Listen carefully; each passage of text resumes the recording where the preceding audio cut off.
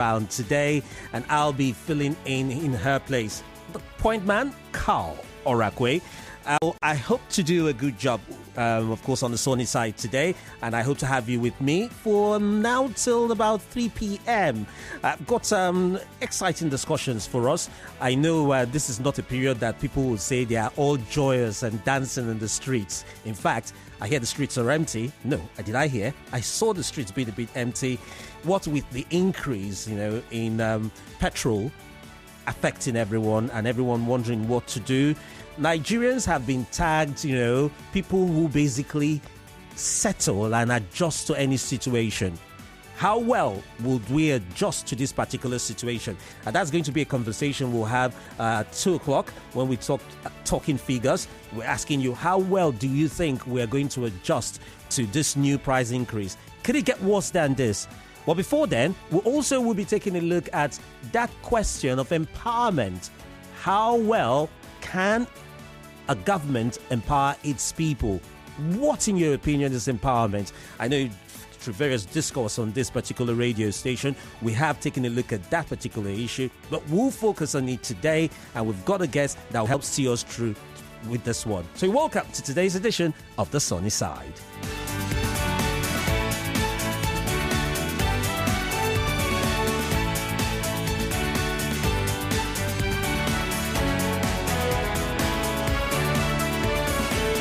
Okay, so without much ado, welcome you to our first discussion on the Sunny Side today, and we are looking at how should a government empower its people? How should the government empower its people? As usual, you can head up to Facebook, www.facebook.com/Nigeria Info PH. We have, of course, the live stream there. Go there and you see, of course, we put up a question there. How should the government empower its people? Feel free to drop your comments. But joining me for the conversation, I've got an educational consultant in the house, and he's had the opportunity to also talk to those in government and continues to do so. And it's looking to shape, how their going-ons will be going forward from here. I have live in the studios with me, I have Ernest Rowland Douglas, an educational consultant. Good afternoon to you, sir. Good afternoon, listeners. Good afternoon, Nigeria as well. Okay, and of course, I'm sure lots of people listening to you beyond Nigeria also. That's our reach here. Okay, now, of course, Ernest Rowland Douglas, he'll be joining us. You want to see him, now head over to Facebook or YouTube, and you're able to watch us live here. The stream just about to get started. Now, before we dig deep and before we take our first commercial break, everyone seemingly has his own thoughts on what empowerment is, his own definition of empowerment, or what empowerment should look like. Now, let me ask you, in your opinion, what is empowerment?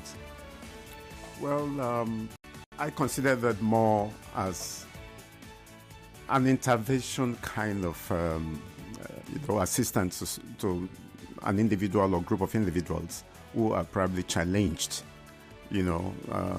financially or otherwise. And so the empowerments have more as a stopgap, to mitigate whatever challenges individuals or groups are going through. You say financially challenged. Must I be financially challenged for you to empower me? Because I'm asking this question in this regard. We're just done with our I beg to differ debate, the one that featured the secondary school kids. And someone said he feels that debate was a form of empowerment, preparing them for the future, preparing them for public discourse. So must I be financially challenged before you empower me? I'm asking this. No, it's not just the finance aspect of it. I mean, there are quite a lot of people who want to go to school and they don't have the resources to go to school, probably maybe because their parents or guardians are not there to support. And so talking about empowerment, let's say from the perspective of the government, it would be more or less like giving them skills, that will empower them skills. To be entrepreneur. Yes. Okay. So when you provide skills for... Now, that's what I'm asking. Now, even if someone is financially able or financially incapable, that's providing skills, it doesn't matter. That's You provide skills, you give that person skills. I see that as you've empowered the person for life. He has a means via which he can sustain himself. Absolutely. That's the way I see it.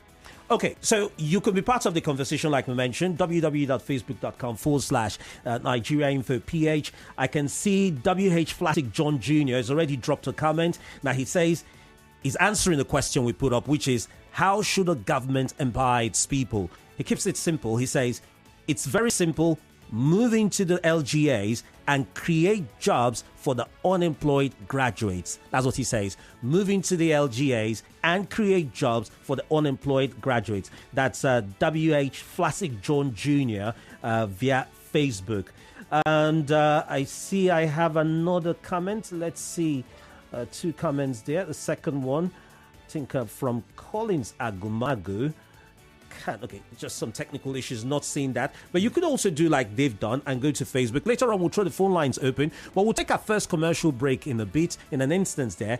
And when we return, we will hear from Ernest Rowland Douglas how well he thinks governments can actually empower the people. And don't forget, it's a discussion you can be part of. This is Nigeria Info, 92.3 Nigeria Info. And of course, we'll be right back after this commercial break.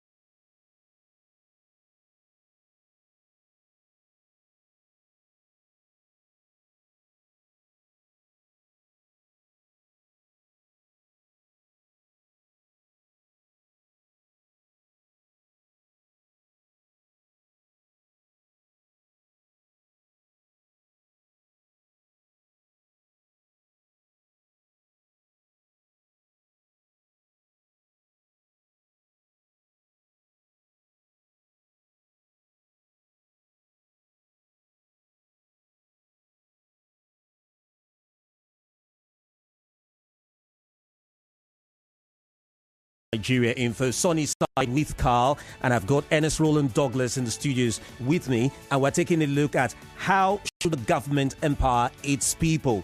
Now, of course, we've gotten the definition from Ernest Rowland about what he believes is empowerment.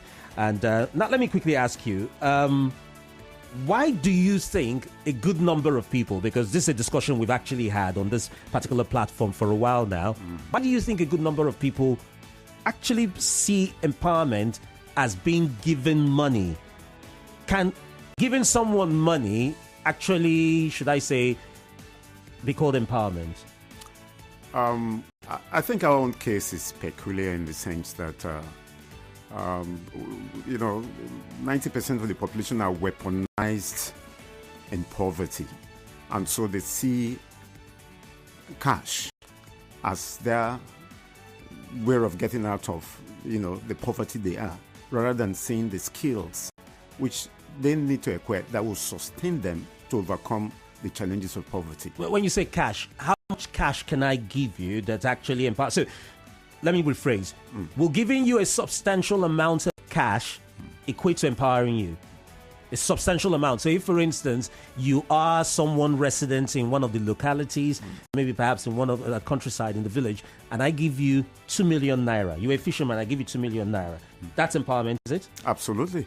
Okay. And, giving the fisherman 2 million naira, first and foremost, he has to think about getting nets and probably getting a functional canoe with an outboard engine. So he could really, escalate his level of fishing to, on a higher scale, where it will become more commercial and, much more sustainable as well. So it depends on the environment. It depends that so location and situation matters when it comes to empowerment. Absolutely. They all have their peculiar scenarios. I mean, if I'm a farmer and I'm on small scale, and then you empower me with a catch sum of probably close to 2 million naira thereabouts, then of course, what is going to happen is, if the person indeed really want to get out of that situation, is to upgrade, get more hands, expand the farmland, and plant more crops.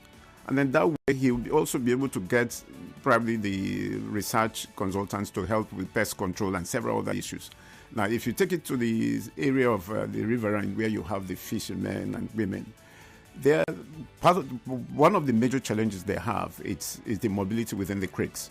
And if they have an outboard engine where they can go a bit away from where you have all these polluted places, where the fishes are, because right now, I mean, you look around us in our peculiar nature, most of these rivers and all that have been polluted, and so for them to get fish, or even this periwinkle and all these things we talk about, most of them are either dead or they've all shifted backwards to the oceans. And so giving such a person an amount of that kind of nature will encourage the person to now escalate his fishing prowess and then go as far as those oceans, where you have less of these pollutions. Now, I recently listened to you speak at an event, put together a sort of training, a sort of workshop for caretaker committee chairmen, as we have them in River State at the moment. Now, I'd like to come down to the local level. Yes, we're asking the question, in what manner or how should the government empower its people? At the local level, what would you consider empowerment? There was recently a charge by the governor to the CTC chairman to go out and empower their people. Now, some people say, what some of them are doing is not empowerment. Or giving somebody 300,000 naira, giving somebody 10,000 naira or 50,000 naira, it's not empowerment. What do you think a government at the local level, be it a CTC or a substantive local government chairman, can do to empower their people?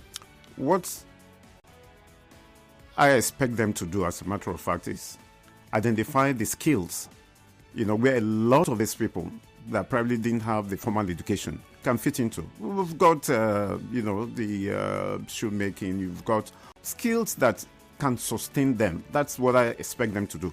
And then, of course, you were talking about agriculture. You've got agriculture, you've got the technical skills, you've got the fishing areas. All these are areas that are as peculiar as the individual communities and local governments are. We expect that they should identify that and then make some kind of data, from the demography of surveys that they will have done, and then begin to key in those skills that are actually essential for those communities that they belong. Because you can't use the same skills for each local government as it arises. So I expect them, having come in there, to do some kind of town hall meetings, and then group categorize these people. There are those who actually went to school, have high, degrees, but probably are not employable. And so such skills can be, sharpened up. Then, of course, those ones that are probably at the lower level, what you think about is where they can fit in and then being able to sustain it. In addition, of course, some kind of financial support that will enable them acquire the starter packs to do some of these skills. And then being monitored and then being evaluated, and these things are going to also be reviewed. And then they will be able to know those who probably, have the passion for it, because it's not enough to come train, and then when you train and give a starter pack, once they step out of the training ground, they are disposing, what has been given to them to keep them going. So for me, it's all about at best have a town hall meeting, identify the essential needs, where the gaps are, between the federal and the state level, and then get into it. And some of these trainings, they are not expensive, and they are not also having a longer time of training. Some are 2 weeks, some are 3 weeks, some are 1 month, some are 3 months. And you'll be amazed what progress that will be achieved if a lot of these people are identified and then, taken in batches Now, previously, everyone you somewhat always said education is key. That the best thing perhaps a government could do for its people is, spend more on education. So as a result of that, we always had complaints that not enough is always budgeted when it comes to the educational sector, when the government actually prepares its budget. But you just talked about skills acquisition. So let me quickly ask you now. So do we see ourselves drifting from, traditional education as it should be to skills acquisition because of the situation we find ourselves, or the time we find ourselves in the world now? Skills acquisition, should it have more focus as opposed to the traditional education? Absolutely. I mean, if you look at the other bigger economies, it's all about technical, okay? And then we now have to expose them, catch them young, and begin to expose them. Yeah. Our curriculum doesn't give us to think outside of the box. All we find out is that we keep doing the same thing. I mean, what I did 20, 30 years ago is still the same thing that's being repeated. And then it's taking us nowhere. So right now the focus should be, let's now get into the technical and, skills where a lot of these children already have talents that can be developed and sharpened up to be able to keep them sustained. Because whatever we do and are not being sustainable, it's really not going to work, because it's as good as just giving them cash and then allowing them to, come back 1 week after to still ask for the same thing. But when they are, properly exposed to skills that will enable them become entrepreneurs themselves, and it's going to now become a wider opportunity for others who are going to be motivated, inspired, and then also be, incorporated into these activities. Now, let me ask also, because I'm referring to how it used to be of old. We always said the key government should put more money into education and health. I'm aware some of the CTC chairmen have actually done some health outreach, sort of. In your opinion, would that count as empowerment? Yeah, I see that as part of empowerment as well, because what is the major focus there? Empowerment or just necessary health development? No, it's empowerment stroke health development, because you're creating job opportunity, number one, and then number two, the awareness that, look, people have to be conscious of the environment based on the epidemics and pandemics that are also consuming us. You have the flooding issue also coming. Well, if you have such people, these are people that you're going to deploy to handle such emergencies. You could be part of the conversation. You could join in on the conversation. Now, that you can do by joining us live on Facebook. Don't forget, www.facebook.com/Nigeria Info PH. Drop your comments there. I already see some comments. This one comes in from Ozo Francis Omaga Namani. It says, Ozo Francis Namani is watching live from Amagunze in Enugu State. It says, hello, Carl. Government can empower its people through job opportunities and skill acquisition. Keep up the good work, you say. So he's in conformity with, of course, Ernest here, who says skill acquisition is it to train the people. You could also drop messages for us via WhatsApp, and the WhatsApp number is 0809 030 6416. I take that again. That's 0809 030 6416. Got some messages here. Just quickly highlight this one, and it comes from Simply Goodness. It says, very simple. Invest in human capital development, build factories and industries where these youths can express themselves, earn income, and be fulfilled. And that's Simply Goodness from Malakaya. And he says, contemplating to Jakba. He had to add that word. But similarly, that's what's etched on almost everyone's brains at this point in time. Similarly, everyone is saying no opportunities here. Everyone looking to leave. I'm sure you will recall, there was this popular song back then in the 90s. Nigeria goes survive. Where they say, Andrew, no check out. Andrew, don't check out. I'm sorry, if we see Andrew now, we'll say, Andrew, check out. And when you check out, remember me. Everybody similarly is looking to leave the country. Yeah, because we excel in every part of the world except Nigeria. And that's a question those in our positions of authority should be asking themselves. What is it that we're doing and doing wrong that, encourages our, especially, young and vibrant and highly skilled and intelligent ones living this country? We should sit back and begin to ask ourselves, what are we doing wrong? And, it's not a rocket science. We have to create the enabling environment. All our industries, from Kano to Kaduna to Soko to Lagos River State, all shut down. Why? Because the enabling environment, you're talking about electricity, you're talking about raw materials, and the skills, the human skills are there. And so, we need to get this right. Let's change this narrative and begin to create that enabling environment. Single-digit loans, identify people who are practically, have achieved this, not necessarily within Nigeria, but even outside of Nigeria. Get them in, go into kind of PPP arrangement with them, and then set these things up. I can bet you it will reduce drastically these criminal activities now most of these young ones are finding their time to do. It definitely should, and it will take a lot for government to actually put all these things together. But let me ask you a very important question before we begin taking calls here. Okay. Now, how about those who you want to participate in this skill acquisition training where they are not willing to? Because we may sit here and we say it, skill acquisition is important. That will be a way to empower. But seemingly, some people, I'm not accusing you simply goodness. Some people want to just live a good life. Some people want to just jackpot. Some people do not want to be part. So there has been a problem also getting people to be part of trainings. They'll rather you give them money than attend any training. I started by saying, look, our politicians have weaponized poverty. Okay. And so everybody is looking at, the immediate solution. And then, of course, the way we go about, distribution of some of these resources also are part of the discouraging moments for these young chaps who want to leave this country. Now, I can tell you, these things are achievable. It's just a matter of setting a target and then, giving to people who are competent.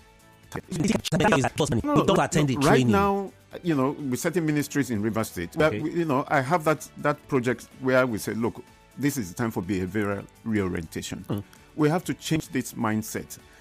People think that whichever way you get, your wealth doesn't matter. No, it does. Yeah. Because growing up, we all knew that, look, civics, which was a basic fundamental ethics in growing up, has taught us that, look, there is dignity in labor.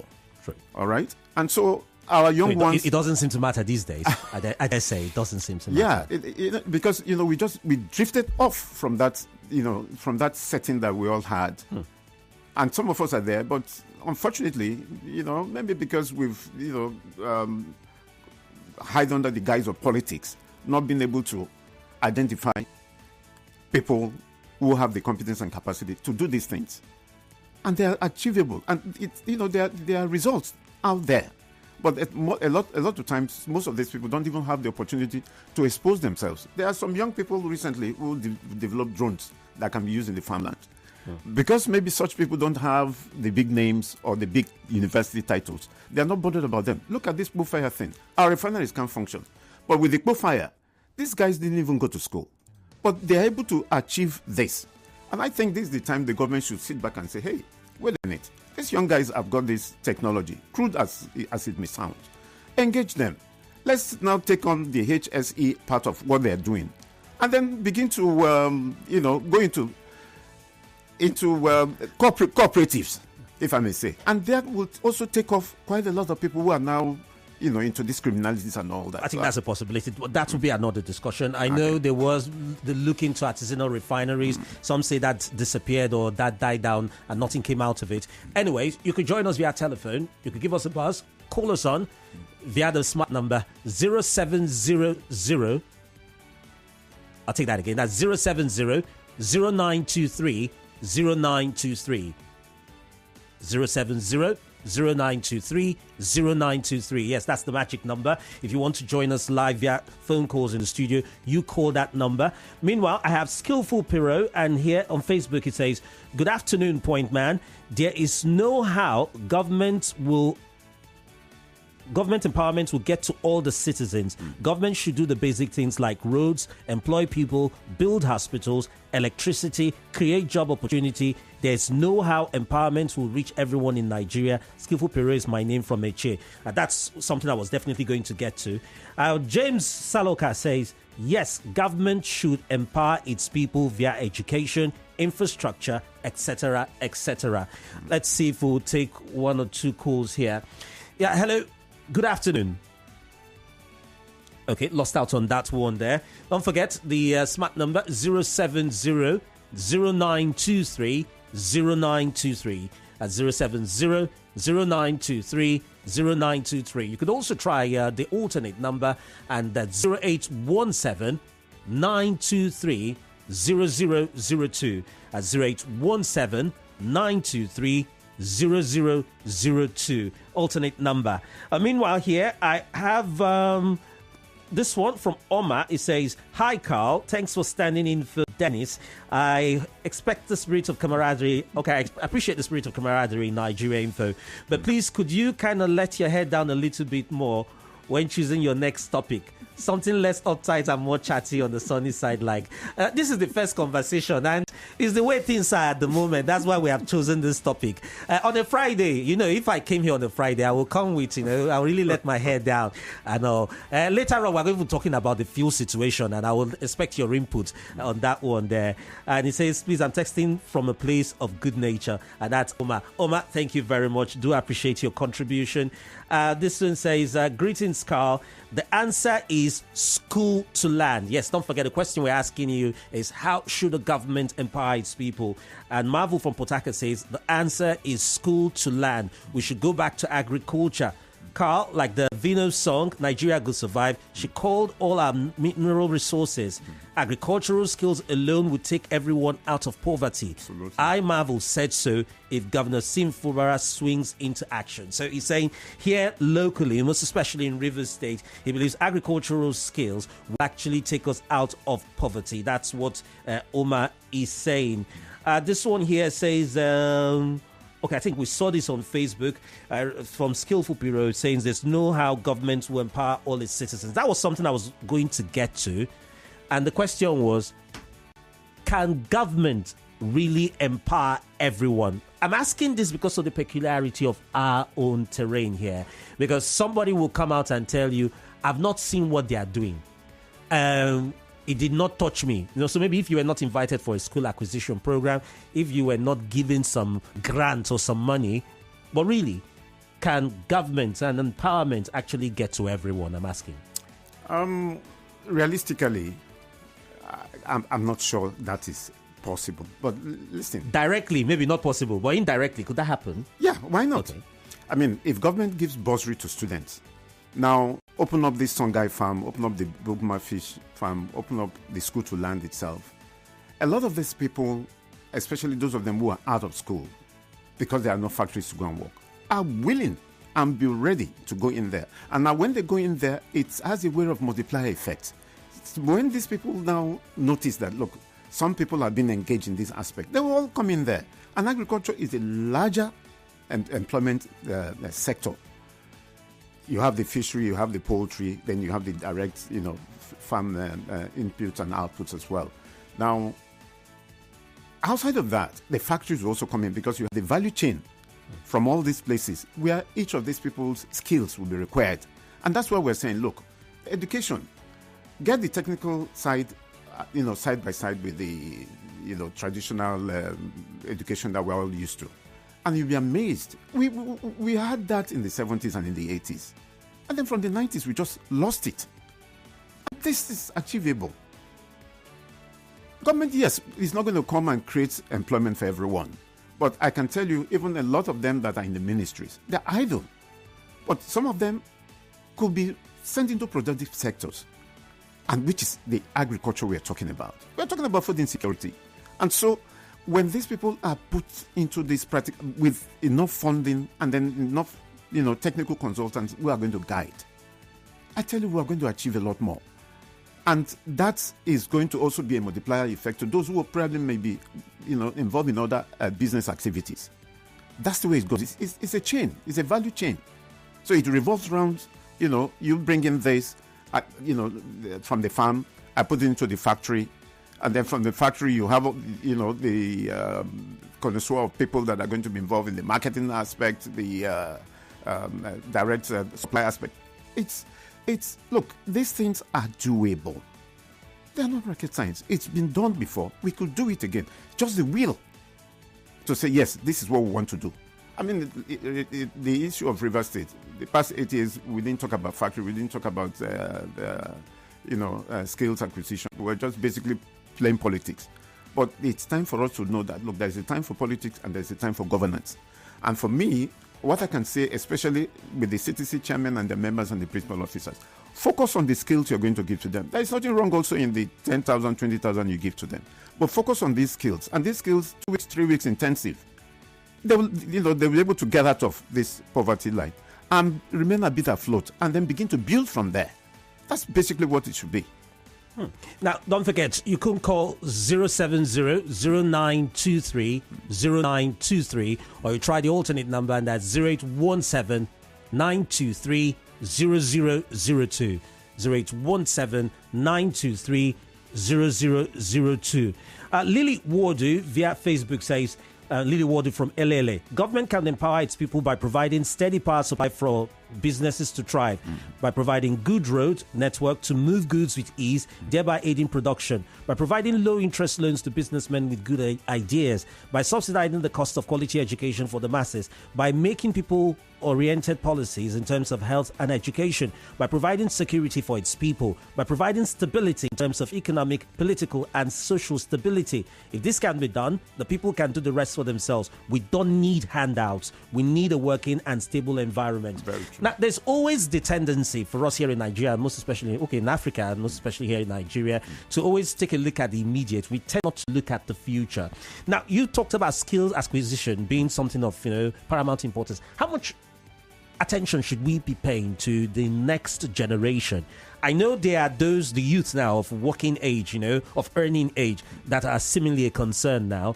But how much attention should we pay to the kids in school now, so to inculcate or reorientate them so that they know that they can basically acquire a skill that could serve as, an earner for them in future? How much should we concentrate on the future as opposed to the now? Look, government has an opportunity because the generation we have now are the very privileged generation. This generation has very high tech in their fingers, and they've got a lot of talent, And so what government has to do is, when they talk about the environment, it's just basically single-digit loans for those who would, turn around their creative ability into something productive. Sorry to cut you. I think I've got a caller here. I just want to see if we could accommodate him. Yeah, hello, good afternoon. Hello, good afternoon, Carl. Yes, good afternoon to you. This is Carl. What's your name and where are you calling from? My name is Ipali from Rumukuta. You're welcome, Ipali. Actually, I thank you for this program. See, let me make a kind of understanding here. Go ahead. The empowerment, like I'm from Abonima actually. Look at Abonima has land and water. All the communities where people live have land and water. Like, for example, Edamatu. You can go into land farming and fishery. The fishery aspect of it, divide the place into the fish. Now you have fish pond, several fish ponds. So when you say go into, you believe government could actually aid? Are you saying government could sponsor or aid individuals interested in going into that? That's what I mean. That's where the palliative or what empowerment comes in. Bring the professionals, establish these fish farms. Then they can also, just like your guest said, the young people now have technology at their fingertips. Automate the drying section, the freezing section, then the pond are well organized by way of you have the supervisors, they can run shift. And when you have this fish, you have the market. The farm land, you have cassava, you have pineapple, you have plantain, banana. I tell you, if you do this in Abonima, in agriculture will become a catchment. So this is not necessarily about, imparting skills. This is basically also about getting them to do something they already did, but, giving them the financial wherewithal to do it better. Exactly. Okay, thank you very much, Ipali. We appreciate your contribution there. Queens Buy Store on Facebook says, she actually lists it out, say government empowerment. I think for state level, she says education and skills, economic opportunities, healthcare and social services, participatory governance, and 5, she says infrastructure development. At the local council level, says community engagement, local economic development, basic service delivery, youth empowerment, inclusive decision making. let's take this call before we go. We lost out on that call. We are going to have a commercial break in a matter of just about a minute or thereabout. Augustine Joseph says, government should empower the people by creating job opportunities. At least this will help the people to be financially independent and also help in building infrastructure. This will make life easier. That's from Augustine Joseph. Yeah, hello, good afternoon. Good afternoon. Good afternoon to you. Who do we have on the line? My name is Justice. Justice. Okay. Justice, are you following the conversation? Yes. Okay, so how do you think the government should empower its people? I have 30 seconds. You are stupid. Kids on holiday. Yeah, kids on holiday. Then Kids on holiday. Getting themselves busy. Okay. Anyways, so just before we go on a break, now you heard the person who talked about basically financial backing to get into a business. Just about 30 seconds before a break. Yeah, that's what I'm saying. Single-digit loans, and then create a monitoring team that will monitor, evaluate, and then begin to review, and then upskill. That's basically what it is. Now, that in addition, government can also go acquire more lands, and then bring in these people. Fidelity Yakilome, who brought in school to land. These are some of these, of his policies, and he put them into practice, and we achieved. Okay, so just a break around the corner. We're just about to take another quick break. But when we come back, we'll be wrapping up on this particular issue. Do stay with us. Nigeria Info. We'll be right back.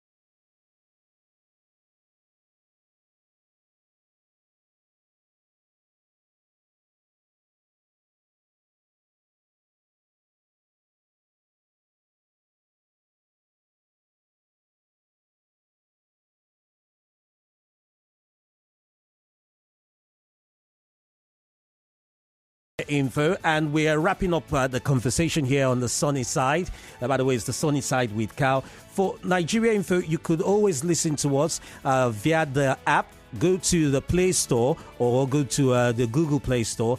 Download the Nigeria Info app. Now, for those of you who have been having problems or troubles, listening to us via the app, go to Settings and just toggle that button that says use the best audio. I got a caller here who's itching to contribute. Let's see if we take this caller. Yeah, hello. Good afternoon. Good afternoon. Good afternoon. 92.3 Nigeria Info. Your name and where you're calling from?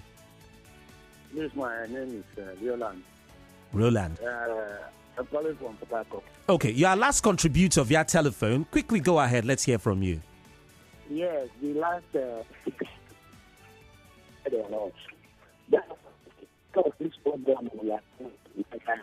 Sorry, Rowland. It appears, could you move a bit? Network problems. We are losing you. Okay, let me speak louder. Go ahead. Okay. The problem we are having in Niger Delta is that inconsistency. Recently, the federal government, before we can build a farm in Ogoni land, so the farm today is 50 years. So we are inconsistent. And I thank the Calabaris because whatever they give to them, they take care of it. So are you saying inconsistency in government programs or government policies? That's the problem with empowerment in the state. Program and policies. We pay politics with everything, even with our life.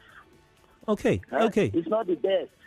Okay. Thank you very much for your contribution. Now, of course, I still have Ernest Rowland Douglas here in the studio. He's an educational consultant and looking at how government should empower its people. Basically, this is, of course, the home run. So let's have your final thoughts concerning this matter. How indeed should we proceed? How indeed should we progress? Most especially at the local government level, be it CTC chairman or substantive chairman. Yeah, if you look around the riverine, we have the oil companies who have 24 hours electricity. The local government chairman could partner with some of these organizations so that they will be able to key into the 24 hours gas turbine that is running 24 hours, 7 days, 365 days. That's one aspect. Then the second aspect, let the state government intentionally revive the Songhai farm, the cassava processing plant, the Boguma fish farm, and then begin to push in people, these young ones, who are going to be given these skills. And these skills takes 2 weeks, 3 weeks intensive. And then begin to put them there. They practically demonstrate this. That's that aspect. Then, of course, the city's chairman should also, make it deliberate and then to ensure that, and ensure that the people they identify to give this skills acquisition are those who will be willing to stay. Because they will have to keep doing evaluation, re-evaluation, and monitoring. Yeah. That way, they'll be able to identify and then, sift and then keep, multiplying. Because basically, that's all that is required. They should be willing to stay. Those they will give the skills. Even for those who they will give loans. Nigerians seemingly want to take loans without intention of paying back. Thank you very much, Ernest Rowland Douglas, for joining us on the show today. It's my pleasure. That's it here on 92.3 Nigeria Info. The Sunny Side continues here on your number one talk station. Nigeria Info. You talk, we listen.